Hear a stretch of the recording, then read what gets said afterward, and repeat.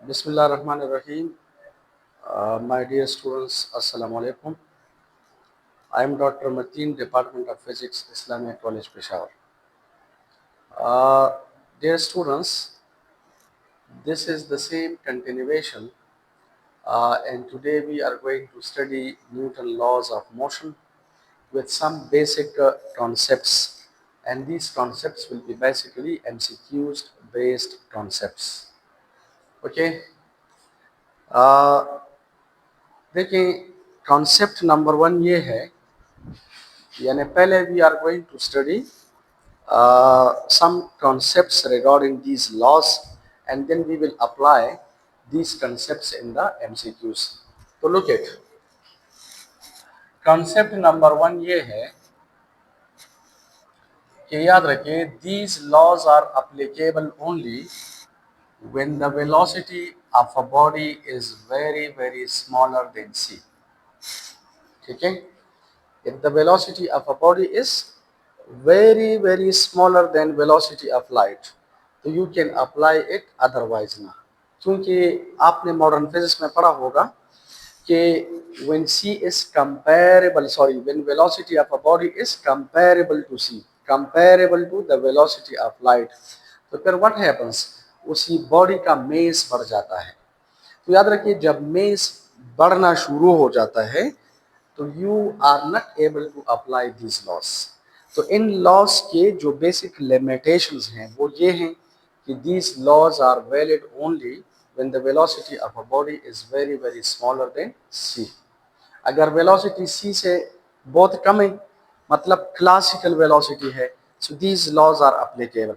For example you say according to the second law कि acceleration is directly proportional to the applied force, लेकिन ये तब when mess remains constant. अब अगर velocity बहुत ज़्यादा है कंपैरेबल टू सी है तो फिर बॉडी का मेस बढ़ना शुरू हो जाते हैं। जब मेस बढ़ जाते हैं तो फिर acceleration is not directly proportional to the applied force and these laws are valid. तो कॉन्सेप्ट नंबर वन ये है कि these laws are valid only, they are applicable only when the velocity of any body is very smaller than c. If it is comparable to c, then these laws are valid. Concept number two, concept number two ये है कि जो first law of motion है, first law of motion हमारे पास ये है, first law हमें ये बता रहा है कि if the net force on a body is zero, अगर किसी बॉडी पर नेट फोर्स जीरो है तो याद रखिए it means acceleration is equal to zero. ठीक है, if the net force on a body is zero, acceleration is zero. This is the mathematical form of the first law of motion. अगर किसी body पर net force zero है, net force का क्या मतलब है, देखो हमारे पास अगर ये एक बॉडी है इसका मेस है m, अगर आप इस साइड से इस पर सपोज 10 न्यूटन फोर्स अप्लाई करें और इस साइड से भी 10 न्यूटन फोर्स अप्लाई करें तो ये 10 न्यूटन इस 10 न्यूटन को क्या करते हैं, cancel, they balance each other and therefore we say the net force on the body is equal to zero. ठीक है, नेट फोर्स, नेट फोर्स का मतलब है अनबैलेंस्ड फोर्स, या इसका तीसरा नाम है external force, unbalanced force, external force, ठीक है, नेट फोर्स, ठीक है, कभी कभार इसे कहते हैं अप्लाइड फोर्स वगैरह वगैरह। तो अगर किसी बॉडी पर नेट फोर्स जीरो है तो याद रखें either the body remains at rest, अगर बॉडी रेस्ट में है तो याद रखिए एक्सेलरेशन विल बी जीरो, और अगर ये बॉडी यूनिफॉर्म वेलोसिटी से स्ट्रेट लाइन में जा रही है तो फिर भी acceleration is equal to zero. तो it means when acceleration is equal to zero तो ये तब पॉसिबल है when the net force on the body is equal to zero. तो नेट फोर्स का मतलब है that force which is responsible for acceleration. If the net force on a body is zero, the body will either be at rest और it will be moving with uniform velocity. तो याद रखिए this is the mathematical form of the first law of motion. एक बात आप याद रखिए, अगर एक्सेलरेशन जीरो है तो हमारे पास दो चीजें हैं, या तो बॉडी जो है वो रेस्ट में होगी, ठीक है, और या बॉडी यूनिफॉर्म मोशन। तो आप लोगों ने एक टर्मिनोलॉजी पढ़ी है फिजिक्स में which plays a very important role, उसे हम कहते हैं इनर्शिया।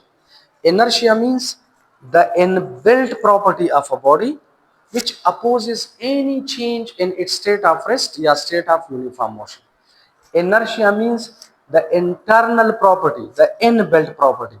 Inbuilt property का मतलब है which wholly solely depends upon the mass of the body. Inertia, linear inertia depends upon mass. तो याद रखें mass जो है वो क्या करते हैं, स्टेट ऑफ रेस्ट या स्टेट ऑफ यूनिफॉर्म मोशन को अपोज करता है।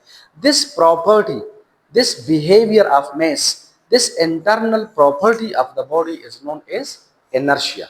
इसी वजह से फर्स्ट लॉ में we are going to study two things, यानी state of rest and state of uniform motion. Inertia में भी हम दो चीजें स्टडी करते हैं, स्टेट ऑफ रेस्ट और स्टेट ऑफ यूनिफॉर्म मोशन। तो कंसेप्ट नंबर 3 ये है कि जो फर्स्ट लॉ ऑफ मोशन है, याद रखिए फर्स्ट लॉ ऑफ मोशन को लॉ ऑफ इनर्शिया भी कहते हैं। This is also called law of inertia, ठीक है, and this is an MCQ. क्योंकि इनर्शिया में भी हम दो चीजें स्टडी करते हैं, state of rest and state of uniform motion, और फर्स्ट लॉ में भी हम दो चीजें स्टडी करते हैं, स्टेट ऑफ रेस्ट और स्टेट ऑफ यूनिफॉर्म मोशन। तो याद रखें फर्स्ट लॉ ऑफ मोशन को हम लॉ ऑफ इनर्शिया भी कहते हैं। कॉन्सेप्ट नंबर 4, ठीक है, कॉन्सेप्ट नंबर 4 ये है, देखिए हमने फर्स्ट लॉ में पढ़ा कि if the net force is equal to 0 it means there will be no acceleration. तो अब आप खुद सोचिए अगर नेट फोर्स 0 नहीं है, मसलन ये फोर्स में अप्लाई करूं सपोज 15 न्यूटन, तो इस 15 न्यूटन फोर्स में से 10 न्यूटन इसके साथ कैंसिल हो जाएगा, और अब देखिए नेट फोर्स कितना रह जाएगा, 5 न्यूटन। तो ये 5 न्यूटन फोर्स इस बॉडी को क्या करेगा, एक्सेलरेट। देयरफॉर इस 5 न्यूटन फोर्स को we call net force, and this is also called unbalanced force. यानी 5 न्यूटन फोर्स इस बॉडी को अनबैलेंस कर रहा है, डिस्टर्ब कर रहा है। तो नेट फोर्स का मतलब है a force which is responsible for acceleration. अगर नेट फोर्स 0 है तो it means this is first law. अगर नेट फोर्स नॉन जीरो है तो there must be acceleration, and we will come to the second law of motion. तो हमारे पास another law is initiated which is called the second law of motion, F is equal to ma, ठीक है। when the net force is 0 it is first law, when the net force is non-zero acceleration is non-zero, and we are coming towards the second। concept number 5 ये है कि second law of motion को हम law of acceleration भी कहते हैं, law of acceleration, and this is an MCQ, ठीक है। कॉन्सेप्ट नंबर 6, कॉन्सेप्ट नंबर 6 है न्यूटन थर्ड लॉ। तो याद रखें according to the Newton third law force can be written as the force on A due to B is equal to the force on B due to A but in opposite direction. देखें this is the mathematical form of the Newton third law of motion. ये law हमें बताते हैं कि force on A due to B which is called action, force on A due to B is called action, this will be equal to the force on B due to A, force on B due to A is called reaction. तो these two forces are equal in magnitude but opposite in direction, so therefore you will have to put a negative sign here. So this is the mathematical form of the Newton third law of motion, and concept number 7 ये है कि Newton third law of motion का दूसरा नाम है law of action and reaction, law of action and reaction, सही है। This is called law of action and reaction. So these are some basic concepts which are to be applied in the MCQs. लेकिन अब हम कुछ F is equal to ma से related कुछ units पढ़ते हैं, कुछ कन्वर्जन्स पढ़ते हैं, which are also important for MCQs. ये खुद भी एमसीक्यूज हैं और एमसीक्यूज में हम अप्लाई भी करते हैं। तो late us C.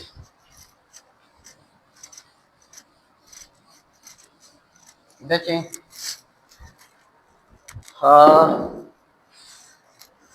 if you are going to write down f is equal to ma in magnitude form, तो इसे मैग्नीट्यूड फॉर्म में हम इस तरह लिख सकते हैं। आपको पता है the unit of force in SI system is Newton, the unit of mass is KG and the unit of acceleration is meter per second squared. तो प्लीज रिमेंबर न्यूटन बराबर है kg मीटर पर सेकंड स्क्वायर।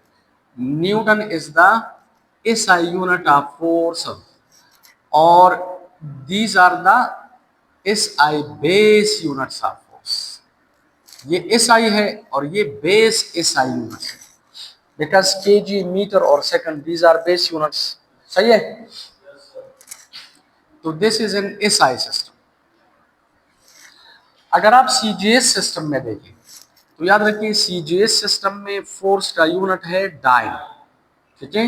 और जब हम dine पूरा लिखते हैं तो अकॉर्डिंग टू चैप्टर नंबर 1 ये जो D है इट शुड बी स्मॉल, ठीक है। तो this is small dyne, mass का यूनिट है ग्राम और एक्सेलरेशन का है सेंटीमीटर पर सेकंड स्क्वायर, ठीक है। अगर आप 1 ग्राम बॉडी पर फोर्स अप्लाई करें और उसमें 1 सेंटीमीटर पर सेकंड स्क्वायर एक्सेलरेशन पैदा हो जाता है, the applied force will be 1 dyne. तो याद रखिए dyne is the unit of force in CGS system. And remember force का यूनिट FPS सिस्टम में है pound, which is represented by LB। LB LB is taken from Libra. Libra is the name of a star, और ये वो star नहीं है, वो किस्मत वाले जो तारे होते हैं लेब्रा। तो मे बी जिस साइंटिस्ट ने इसे डिवाइस किया है उसकी किस्मत का जो तारा है वो मे बी लेब्रा हो। तो this is taken from libra which means pound, और the unit of mass in SI system is slug, और the unit of acceleration is foot per second square, ठीक है। So pound is written as slug foot per second square. This is in FPS system, ठीक है। So these are 3 MCQs, बल्कि these are 6 MCQs, ठीक है। अच्छा देखें, अब अगर इनका कन्वर्जन हम देखें तो देखिए इस आई सिस्टम में Newton is written as kg metre पर सेकंड स्क्वायर, या 1 Newton is written like this 1 kg metre पर second square. So I can write it like this 1 Newton is equal to 1 kilogram में there are 1000 grams और 1 metre में there are 100 centimetres divided by second square. तो अगर आप ये multiply करें, I'll write 10 raised to power 3, 10 raised to power 2, 10 raised to power 5. This is gram centimeter per second square. ठीक है? So 1 Newton may be written as 10 raised to power 5. And what is this? This is a dyne. This is dyne. So this is an MCQ. ठीक है? ये खुद एक MCQ है। 1 Newton में how many dynes are there? 10 raised to power 5 dynes are there. It means Newton is a big unit and dyne is a small unit. अब अगर MCQs में आ जाए, सपोज कि 20 newton force is equivalent to, ठीक है। तो अगर 8 Newton 10 raised to power 5 के बराबर है, 20 कितने के बराबर होगा, मल्टीप्लाई करें। और कभी कभार इसे हम इस तरह लेते हैं, देखें इन अदर वर्ड्स, अगर 10 raised to power 5 डाइन्स ये बराबर है 1 न्यूटन के, तो 8 डाइन बराबर होगा, ये 10 raised to power 5 नीचे आ जाए तो डिवाइड हो जाएगा, ऊपर जाए तो -5 हो जाएगा। तो 8 डाइन में these much newtons are there। तो ये भी हमें बता रहा है कि dyne is a small unit, newton is a big unit. Okay, so this is a relation between dyne and newton. Now let us see another thing. In FPS system, 1 pound बराबर है 1 स्लग और foot per second square. Okay, याद रखिए slug is the unit of mass in FPS system.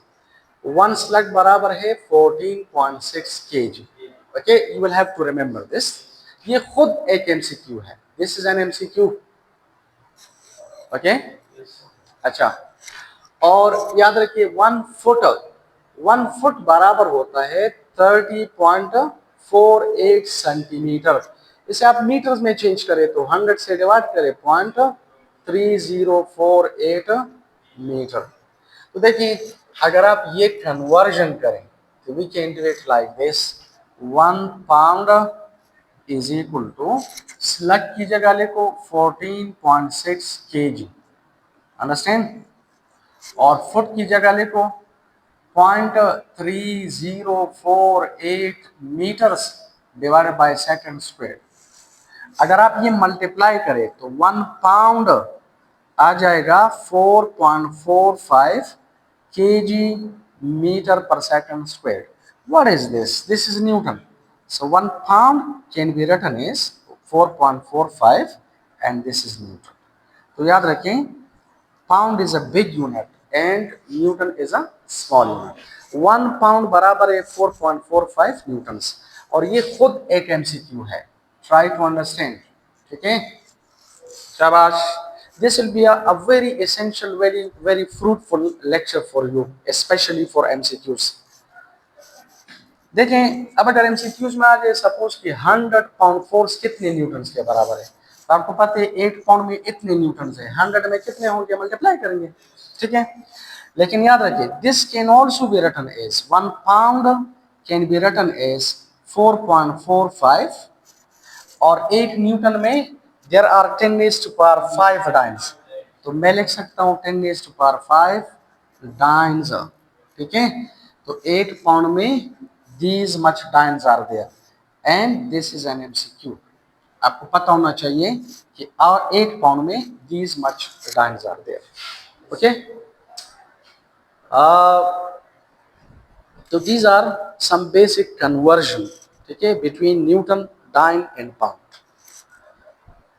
Now we are coming to MCQs। अच्छा, MCQ number 1 लिखा है newton laws are valid only when bodies when bodies are moving with। तो देखिए option A में लिखा है relativistic velocity. Relativistic velocity का मतलब होता है when v is comparable to c। तो फिर आपको पता है बॉडी का मेस बढ़ जाता है and newton laws are not valid, they are not applicable. Classical velocity का मतलब है when v is very very smaller than c। Classical velocity means अगर एक साइकिल जा रही है, मोटरसाइकिल जा रही है, ट्रक जा रहे हैं, बस जा रही है, ठीक है, इसे हम आम लाइफ में कहते हैं क्लासिकल वेलोसिटी। तो when v is very very smaller than c, और डी में लिखा है बोथ बी एंड सी। तो याद रखिए क्लासिकल वेलोसिटी और v is very very smaller than c, दोनों का एक मतलब है, तो सही ऑप्शन है D. These laws are applicable only when either bodies are moving with classical velocity या when v is very very smaller than c। ठीक है, okay, this is MCQ number 2। लिखा है a freely falling object is an example of which of the following loss. Freely falling body, आप लोग देखिए if you consider a freely falling body, freely falling body का मतलब है whose acceleration is equal to g, जिसका acceleration g के बराबर हो, एक्सेलरेशन ड्यू टू ग्रेविटी के बराबर हो, उसे हम फ्री फॉलिंग बॉडी कहते हैं। तो आप लोग देखिए अगर ये बॉडी फ्रीली आ रही है तो फ्री का मतलब है कि if you C velocity Aahista Aahista ज्यादा ज्यादा ज्यादा ज्यादा ज्यादा ज्यादा ज्यादा, तो व्हेन वेलोसिटी इंक्रीजेस आपको पता है the body is accelerated, or this acceleration is constant acceleration which is g because the body is in the gravitational field। ठीक है, और acceleration के लिए क्या चाहिए, force, and that force acting on the body is equal to the weight of the body. तो इसका मतलब है कि there is a net force on the body. When the net force on the body is there, there must be acceleration. तो इसका सही option है second law of motion, क्योंकि फर्स्ट लॉ ऑफ मोशन का मतलब है कि the net force should be zero, acceleration should be zero, velocity should be uniform, या the body should be at rest. But in this case if you see the body is continuously, इसकी velocity बढ़ जाती है, therefore the body is accelerated body. तो acceleration के लिए क्या चाहिए? फोर्स. तो यू विल हैव टू, जब आप फोर्स को एक्सेलरेशन के साथ रिलेट करते हैं, तो कौन सा लॉ इसे रिलेट करते हैं? Second law of motion. तो सही ऑप्शन है second law of motion. Okay, this is MCQ number 3. Which of the following best describes inertia? Medical 2023 में आया है, ठीक है. इनर्शिया हमने पढ़ा कि inertia wholly solely is related to the mass of a body, ठीक है. किसी बॉडी का मेस ज्यादा है, ज्यादा इनर्शिया ऑफर करेगी, मेस कम है तो कम. तो कहते हैं which of the following best describes inertia? The force of gravity acts upon the body. The force of gravity acts upon the body. तो ये गलत है. देखिए, अगर आप गौर से देखें, W is equal to M G, ये हमारे पास है फोर्स ऑफ ग्रेविटी. वेट का मतलब है फोर्स ऑफ ग्रेविटी. तो देखो, G बराबर है W डिवाइडेड बाय मेस. आप गौर से देखिए, मेस अगर ज्यादा है तो आप देखिए वेट भी ज्यादा होगा. मेस जितना ज्यादा, वेट भी उतना ज्यादा. मेस जितना कम, वेट भी इतना कम. देखिए, ज्यादा बाय ज्यादा और come by come remains constant. Acceleration due to gravity remains constant, क्योंकि हमें पता है all the freely falling bodies are falling with the same constant acceleration. तो अगर ये एक्सेलरेशन कांस्टेंट है, ठीक है ना, इसका मतलब है कि ये मेस यानी वेट इस जी को डिस्टर्ब नहीं कर रहा. ये मेस या वेट इस जी को डिस्टर्ब नहीं कर रहा. तो force of gravity acts upon the body ना. The resistance of the object to the change of state of motion. देखें, अगर आप F is equal to M A लिखें तो we can say A is equal to F divided by M, ठीक है. For example, अगर आप किसी बॉडी पर कांस्टेंट फोर्स अप्लाई करें, क्लियर, तो कांस्टेंट फोर्स का मतलब है कांस्टेंट एक्सेलरेशन. लेकिन if you increase the mass of the body, अगर आप इस बॉडी का मेस बढ़ा रहे हैं, देखिए इस केस में अगर आप मेस बढ़ा रहे हैं तो ये वेट भी बढ़ जाते हैं, तो ये रिमेन्स कांस्टेंट. इसी वजह से इस मेस को वी कॉल ग्रेविटेशनल मेस, लेकिन इस मेस को वी कॉल इनर्शियल मेस, क्योंकि अगर आप मेस बढ़ा रहे हैं तो एक्सेलरेशन कम, मेस अगर आप बढ़ा रहे हैं तो एक्सेलरेशन कम. तो एक्सेलरेशन कम का मतलब है वेलोसिटी कम. अब वेलोसिटी कम का मतलब है कि स्टेट ऑफ मोशन चेंज हो जाता है, क्योंकि velocity means motion. When velocity decreases, इसका मतलब है state of motion of the body is changing. अगर वेलोसिटी बढ़ जाती है तो इसका मतलब है state of motion of the body, ठीक है, ज्यादा. तो या साथे चेंज, इसका मतलब है कि अगर आप ये मेस बढ़ा रहे हैं, आप मेस ज्यादा कर रहे हैं तो एक्सेलरेशन कम, आप मेस कम कर रहे हैं तो एक्सेलरेशन ज्यादा. तो देयरफॉर इस मेस को वी कॉल इनर्शियल मेस. इस मेस को हम कहते हैं ग्रेविटेशनल मेस. यानी इनर्शियल मेस एक्सेलरेशन को अपोज करता है, और याद रखिए ग्रेविटेशनल मेस इस एक्सेलरेशन को अपोज नहीं करता. तो इसका सही ऑप्शन है बी, ठीक है. और कभी कभार एक एमसीक्यू भी आ जाते हैं, एक बड़ा मशहूर एमसीक्यू है कि ग्रेविटेशनल मेस और इनर्शियल मेस के दरमियान रेशो क्या है. तो याद रखिए ग्रेविटेशनल मेस भी मेस है, इनर्शियल मेस भी मेस है, ठीक है. इनके दरमियान रेशो क्या है? 1. यानी 1:1 you can write like this. लेकिन ग्रेविटेशनल एक्सेलरेशन को अपोज नहीं करता। इनर्शियल मेस इस एक्सेलरेशन को अपोज करता है, तो this is called inertial mess, this is called gravitational mess. और ये लेके the weight of an object, तो ये भी गलत है, क्योंकि देखिए मेस अगर बढ़ जाते तो वेट भी बढ़ जाता है। क्लियर? मेस बढ़ जाते हैं वेट बढ़ जाते हैं, मेस कम हो जाते हैं वेट भी कम हो जाते हैं, तो जी रिमेन्स कांस्टेंट। ठीक है, तो और फिर लिखा है the acceleration of an object due to an applied force. तो acceleration of an object due to an applied force, अगर आप फोर्स अप्लाई करें और एक्सेलरेशन जो है वो बढ़ जाता है, तो ये भी नहीं है, क्योंकि inertia is basically the opposition offered by a body to a change in its state of rest या state of uniform motion, which wholly solely depends upon the mass of the body। तो ये mass असल में क्या है? Resistance. देखें, ये एक मशहूर एक और एमसीक्यू है हमारे पास। आप देखें, if you apply the Ohm law, तो according to Ohm law V is equal to I R. तो देखिए R can be written as, बल्कि I can be written as V divided by R।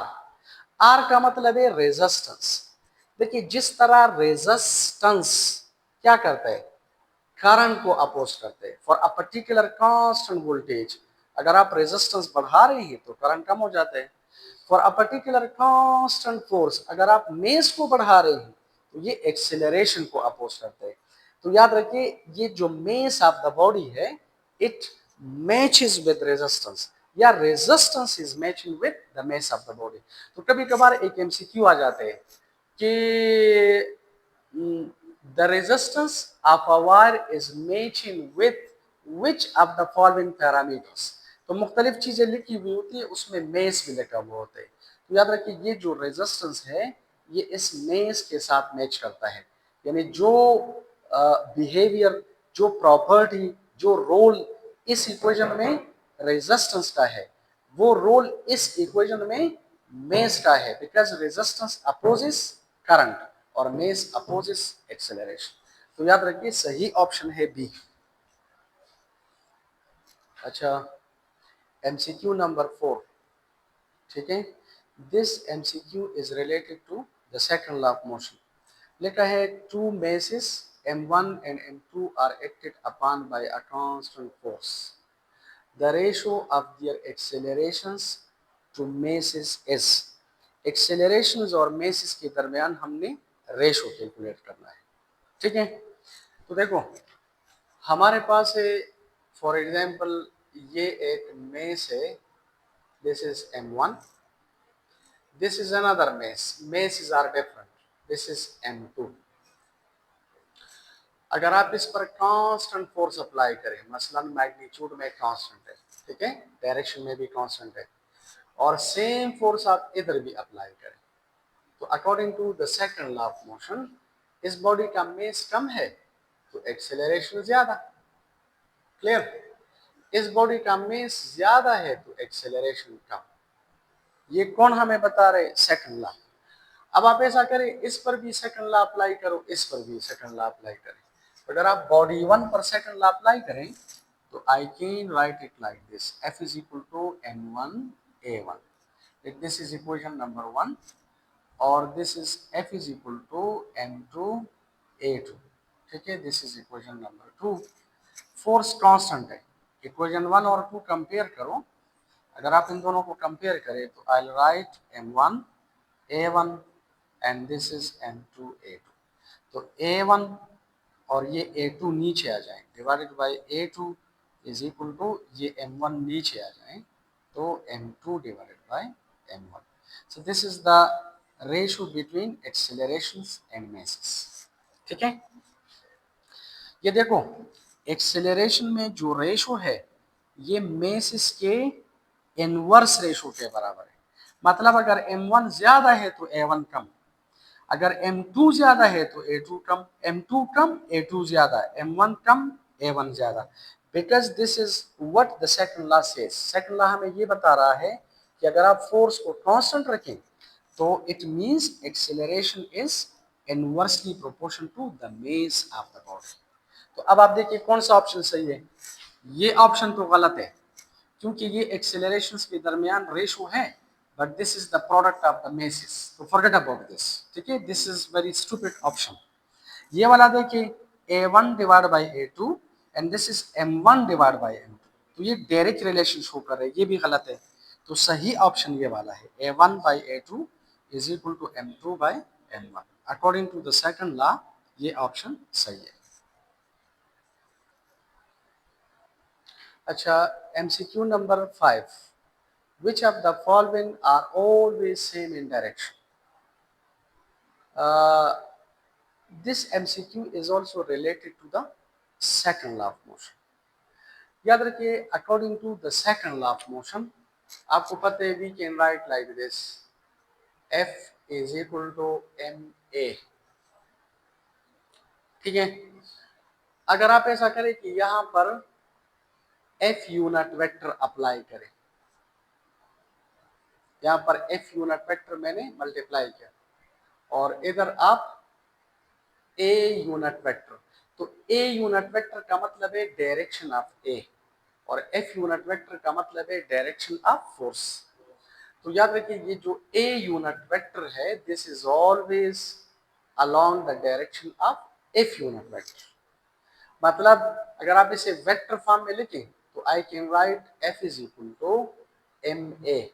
मतलब हम इस तरह लिख सकते हैं, सपोज अगर किसी बॉडी का मेस है 10 kg, इज इट, और इसका एक्सेलरेशन है 5 मीटर पर second square, if the body is moving towards west, तो व्हाट इज दिस, ये हमने बार बार पढ़ा है, this is scalar and this is a vector. तो जब आप किसी स्केलर को वेक्टर से मल्टीप्लाई करें तो ये स्केलर इस वेक्टर के मैग्नीट्यूड को डिस्टर्ब करता है, डायरेक्शन को डिस्टर्ब नहीं करता। तो हम इस तरह लिखेंगे 5 10s are 50 and this is kg meter per second squared, direction remains constant. In other words, I can say this is 50 kg metre पर सेकंड स्क्वायर का मतलब है न्यूटन। तो ये फोर्स का मैग्नीट्यूड है और आप लोग देखिए ये डायरेक्शन है। अब आप मुझे ये बताएं एक्सेलरेशन किस डायरेक्शन में है, वेस्ट में, तो ये अंडरस्टूड है फोर्स भी वेस्ट में है, या अगर फोर्स वेस्ट में है तो एक्सेलरेशन भी वेस्ट में है। And this is a law, this is what the second law says, जिस डायरेक्शन में आप फोर्स अप्लाई करेंगे उसी डायरेक्शन में एक्सेलरेशन विल बी देयर। तो याद रखिए सही ऑप्शन है फोर्स एंड एक्सेलरेशन।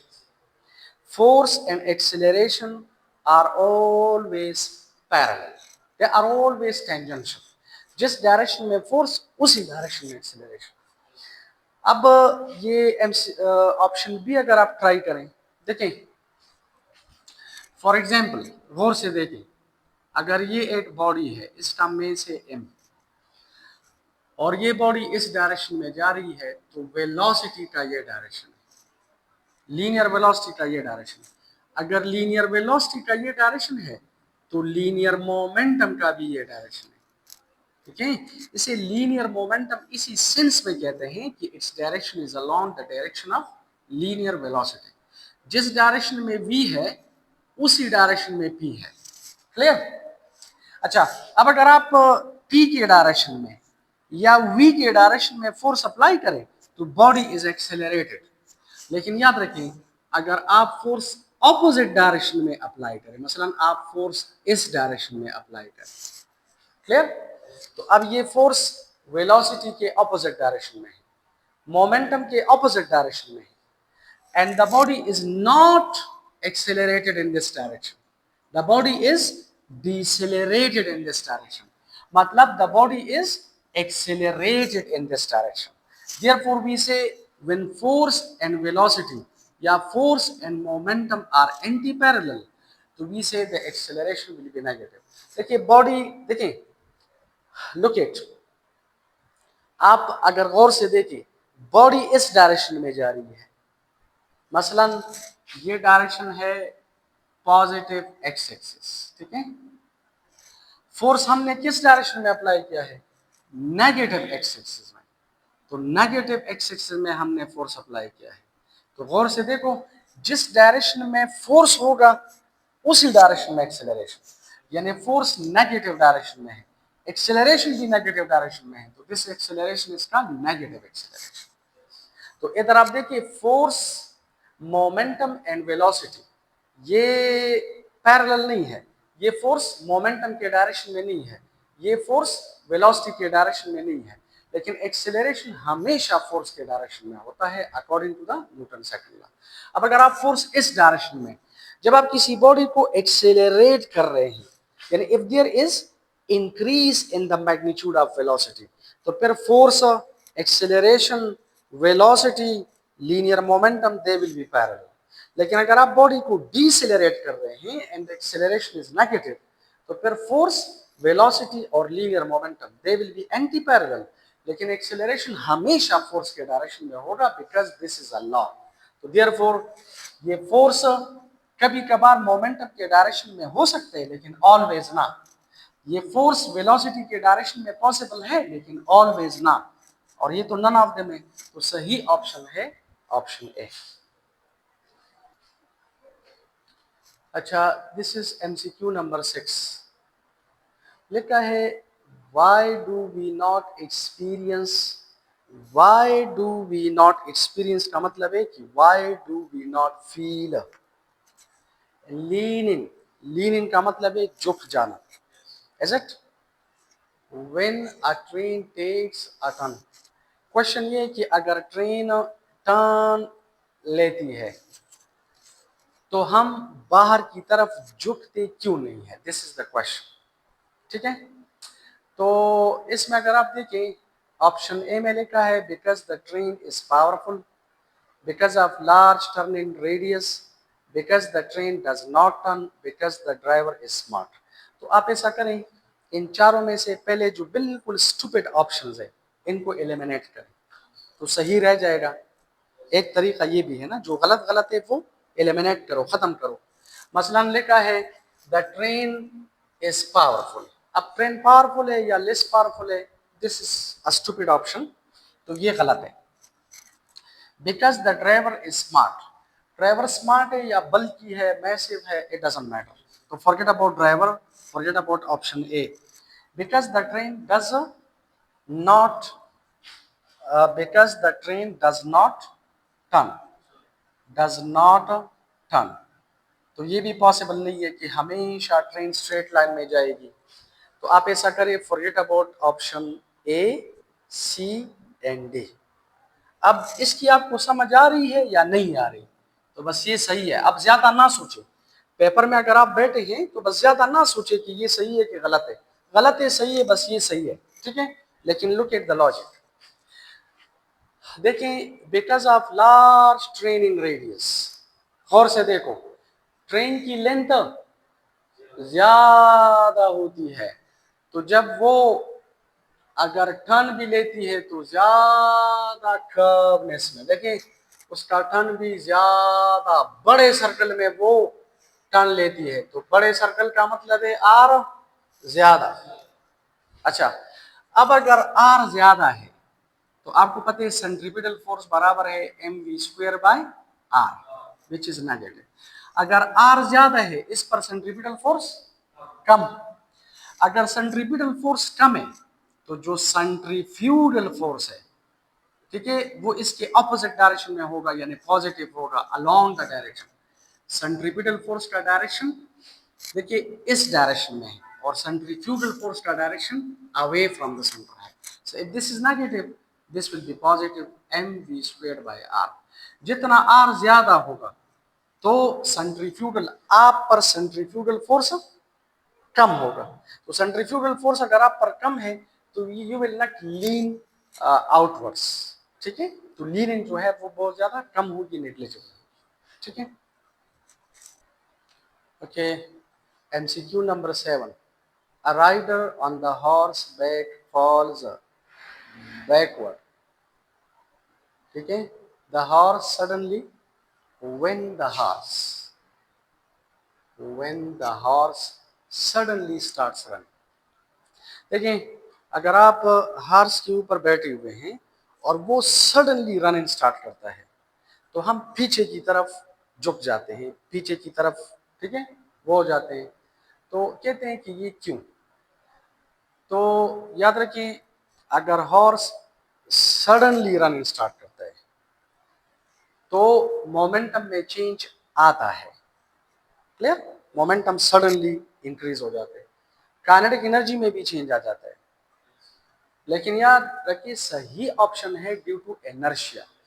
देखिए दीज चेंजेस आर देयर, लेकिन these changes are not responsible for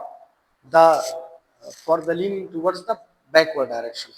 जो सही ऑप्शन है this is due to inertia, ठीक है, क्योंकि inertia means the inbuilt property of a body due to which it opposes any change in its state of rest या state of uniform motion।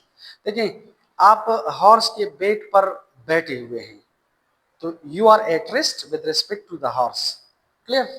अब अगर horse suddenly running start करता है तो आप देखें, आपकी जो बॉडी है वो अपने स्टेट ऑफ रेस्ट को बरकरार रखने की कोशिश करती है, सस्टेन रखने की, मेंटेन रखने की कोशिश करती है। तो आप देखिए आपकी बॉडी क्या करती है, आपकी बॉडी को इस ऑपोजिशन के खिलाफ, यानी इस चेंज के खिलाफ एक ऑपोजिशन ऑफर करती है। वो ऑपोजिशन किस डायरेक्शन में है, सॉरी, वो चेंज किस डायरेक्शन में है, आगे की तरफ। तो आपकी बॉडी जो है वो पीछे की तरफ उस चेंज के खिलाफ ऑपोजिशन ऑफर करेगी। तो this is due to inertia. Always these changes are there, although these changes are there, लेकिन these changes are not responsible. Actually, inertia is responsible for the said action. Okay, this is MCQ number 8. Which of the following has the greatest inertia? So it is very simple, it is very logical. हमें पता है inertia Holi सूली depends upon mess of the body. तो जिस object का, जिस body का mess जितना ज्यादा होगा इनर्शिया ज्यादा। देखें ये एटम है, it is less massive than molecule, molecule is less massive than 1 rupee coin, और 1 rupee coin is less massive than cricket ball. इन चारों में से सबसे ज्यादा मेस किसका है, क्रिकेट बॉल का। तो cricket ball will offer more inertia, okay, because inertia depends upon the mass of the body. Okay, this is MCQ number 9. This MCQ is related to the second law of motion. If the force applied on a body is doubled and the mass is cut in half, what would be the ratio in accelerations? यानी first case और second case के एक्सेलरेशंस के दरमियान हमने ratio calculate करना है। हमने ratio calculate करना है A1 और A2 के दरमियान, ठीक है। तो फॉर एग्जांपल अगर आप लोग F is equal to ma apply करें, this is F is equal to ma, second law of motion है, I will call this acceleration A1 and let the force is F, the mass is m. So acceleration is this is F divided by m. Let this is equation number 1. ये first case है। अब कहते हैं कि अगर आप force को double करें और मेस को हाफ करें तो A2 आ जाएगा। सेकंड केस, अगर आप फोर्स को डबल करें और मेस को हाफ करें, m/2 करें, इसको 2 से मल्टीप्लाई करो, इसको 2 से डिवाइड करो। So the according to the question it is doubled and this is halved, ठीक है। मैथमेटिकली ये 2 ऊपर आ जाएगा, इधर आ जाएगा। So I'll write this is a 4 and this is F divided by M. What is F by M? This is A1। ये इधर put करें तो हमारे पास A2 आ जाएगा, ठीक है। F और M की जगह लिखो A1, तो ये 4A1। In other words 4A1 is equal to A2। तो A1 और ये A2 नीचे आ जाएगा, divided by A2 is equal to, ये 4 नीचे आ जाएगा तो दिस इज 1 ओवर 4। तो A1 और A2 के दरमियान जो रेशो है दिस इज 1:4। फर्स्ट बॉडी यानी फर्स्ट केस और सेकंड केस के दरमियान रेशो है 1:4, ठीक है। इसमें आप देखिए 1:2, 2:1, 1:4, 4:, इसमें अक्सर स्टूडेंट्स कंफ्यूज हो जाते हैं कि 1:4 या 4:1। तो याद रखिए आपने A1 और A2 यानी फर्स्ट केस और सेकंड केस के दरमियान रेशो कैलकुलेट करने हैं। तो A1 रेशो A2 है 1 रेशो 4, ठीक है। और ये यहाँ से क्लियर भी है, यहाँ से क्लियर भी है। देखिए हमारे पास A1 है F डिवाइडेड बाय M। अगर आप F को डबल करें तो ये एक्सेलरेशन डबल हो जाएगा, और ये मेस को आप हाफ करें तो फिर एक्सेलरेशन डबल हो जाएगा। तो एक्सेलरेशन विल बिकम 4 टाइम्स। इसका मतलब है कि जो A2 है ये A1 से 4 टाइम्स ज्यादा है। तो कौन सा ऑप्शन सही है? ऑप्शन सी सही है। अच्छा, MCQ number 10। This is very easy. ये वो टिप्स और ट्रिक्स में हमने ऑलरेडी किया था, बल्कि 2-3 दफा किया था, लेकिन ये 2018 मेडिकल 2018 में आया है, ठीक है। Force in terms of base units is expressed as. तो कहाँ से सॉल्व करेंगे? F is equal to M S, क्योंकि शुरू में हमने पढ़ा था in the very first lecture कि फिजिक्स में सबसे इंपॉर्टेंट चीज फार्मूला है। तो देखो I can write it like this, F is equal to M A S I, कहते हैं S I, sorry base units, ठीक है, बेस यूनिट्स, लेकिन एस आई बेस यूनिट्स। तो F is equal to M A. S I system में force का unit है newton, mass का यूनिट है केजी, और एक्सेलरेशन का है मीटर पर सेकंड स्क्वायर। तो न्यूटन हम in terms of base units इस तरह लिख सकते हैं। तो सही ऑप्शन है ए।